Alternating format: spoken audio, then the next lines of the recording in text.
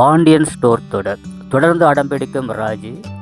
பாண்டியன் எவ்வளவோ சொல்லியும் அவங்க கேட்கல. வீட்டில் உள்ளவங்க எல்லாரும் திரும்ப திரும்ப சொல்கிறாங்க, எந்த போட்டியிலும் கலந்துக்க வேணாம், நீ போலீஸ் ஆகுன்னு ஆசைப்பட்டியா, அதை மட்டும் படி, ட்ரைனிங் எடு, தேவையில்லாத சென்னைக்கு டான்ஸ் போட்டிக்கெல்லாம் வேணான்ட்டு சொல்கிறாங்க. ஆனால் தொடர்ந்து அடம் பிடிக்கிறான். நான் போயே ஆகணும், எனக்கு ரொம்ப ஆர்வமாக இருக்குதுன்னு சொல்லி தொடர்ந்து பாண்டியனை வற்புறுத்துறதுனால டென்ஷனாக ஆகிற பாண்டியன் ஏதாச்சும் பண்ணிட்டு போப்பா, எனக்கு தெரியாதுன்னு சொல்லிடுறாரு. நேராக ரூமுக்கு போகிற ராஜு பேக் பண்ணிவிட்டு கிளம்ப ஆரம்பிக்கிறான். கதிர் திரும்பவும் சொல்கிறான், கேட்குற மாதிரி தெரியல. ஆம்பாட்டுக்கு பெட்டியோட வெளியே வந்துடுறான். அதை பார்க்குற எல்லாரும் அதிர்ச்சி ஆகுறாங்க. என்னப்பா இவ்வளோ சொல்லியும் நீ கேட்க மாட்டியா, ஊருக்கு கிளம்பிட்டியா அப்படின்னு கேட்குறாங்க. ஆமாம், நான் போயே ஆகணும், நான் போயிட்டு வரேன், தயவு செய்து என்னை மன்னிச்சிங்கன்னு ராஜு சொல்கிறான். வெளியே வர்ற கதிர் பெட்டியை வாங்கிட்டு போகிறான். பாண்டியன் சொல்கிறாரு, அவள் ஆசைப்படுறதெல்லாம் செய்யணுன்ட்டு இவன் செய்கிறதுனால தான் அவள் போகணுன்னு ஆசைப்பட்றா அப்படின்னு கதிரை ஒரு மாதிரி சொல்கிறாரு. பிறகு போகிற வழியில் பேசிக்கிட்டே போகிறாங்க. திரும்பவும் எவ்வளவோ சொல்கிறாரு கதிர், 10 லட்ச ரூபா பணத்துக்காகத்தானே நீ போட்டியில் கலந்துக்கிற அப்படின்னு. இல்லை அப்படின்னு சொல்கிறா ராஜு.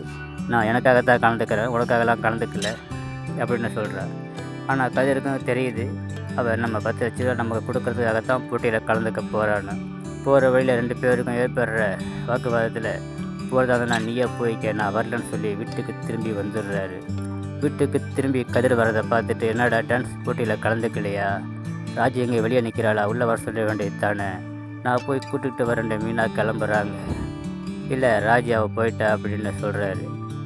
என்னடா அந்த பிள்ளை தனியாக விட்டு ரிமாட்டுக்கு வந்திருக்காரு அப்படின்னு பாண்டியன் சத்தம் போடுறாரு. சென்னைக்கு அந்த பிள்ளை எப்போ தனியாக போவோம், அவள் போய்க்குவா, அவளுக்கு தெரியும் அப்படின்னு சொல்லிட்டு உள்ளே போயிடுறாரு. பிறகு கதிர் மேலே கோவப்படுறாரு பாண்டியன். செந்தில் கதிர்கிட்ட பேசுகிறாரு, நீ சென்னைக்கு கிளம்பிப்போ, அந்த பிள்ளை தனியாக போய் என்ன பண்ணோம், யாரும் தெரியாத ஊரில் அப்படின்னு சொல்கிறாரு. அதெல்லாம் அவள் பார்த்துக்குவா, அதெல்லாம் அவளுக்கு தெரியும் அப்படின்னு கதிர் சொல்கிறாரு. பிறகு மீனான்னு சொல்கிறாங்க கதிர்கிட்ட, நீயாச்சும் போயிருக்கலாம்ல அப்படின்னு. நாங்களாச்சும் போயிருக்கணும் அப்படின்னு மீனா ரொம்ப ஃபீல் பண்ணுறாங்க. சென்னையில் போய் இறங்குற